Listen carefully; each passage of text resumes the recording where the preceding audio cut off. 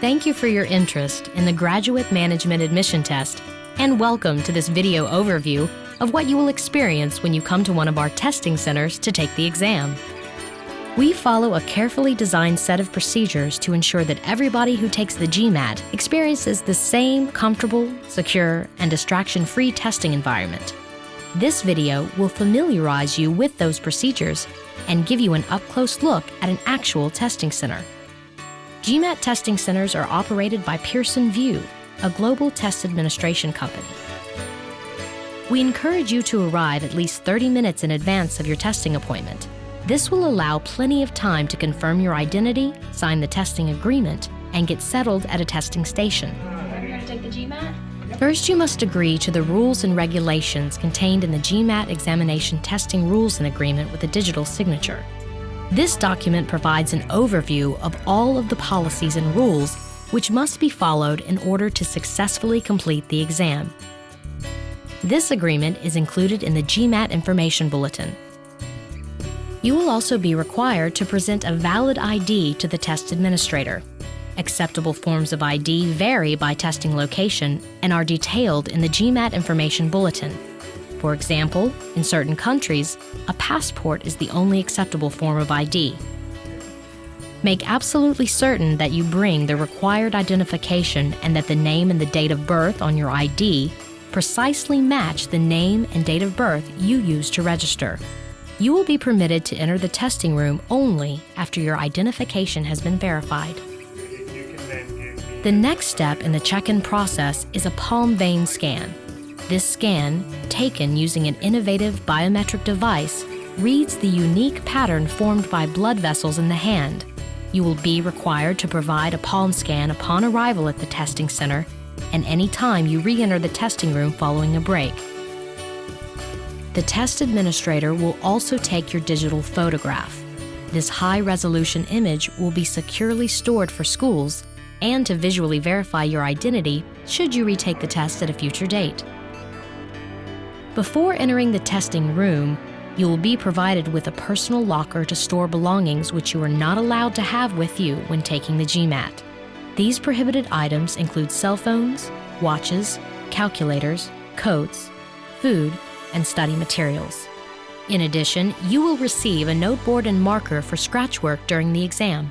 The proctor will then review testing room etiquette with you, escort you to your designated seat, and sign you in to your terminal.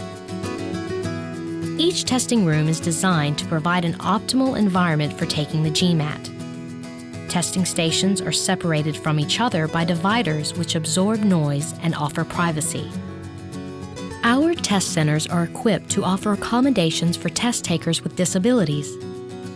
Test takers also have access to adjustable chairs and computer stations and computer mice that permit right or left-handed operation. You will be required to review and agree to a non-disclosure agreement and general terms of use before beginning the exam. This agreement is also included in the GMAT Information Bulletin. Following this confirmation, you will be able to select up to 5 graduate management programs to receive your scores. You can designate additional programs to receive score reports later, although there will be an additional fee for those reports. You are now ready to begin the GMAT. There will be 2 official breaks during the testing period. Should you need to leave the testing area during these breaks, you must raise your hand and wait for the proctor to escort you from the testing room.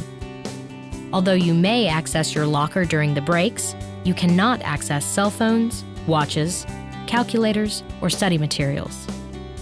GMAT testing centers are highly secure to ensure that no one is able to gain an unfair advantage on the test. Overhead video cameras record the entire testing process and allow the proctor to see a live image of each test taker from his or her station. Once you have completed the exam, you will face an important decision. Do I want my scores from this exam to count? You must decide before seeing your score. If you choose to count your score, you will receive a printed, unofficial score report at the test administrator station.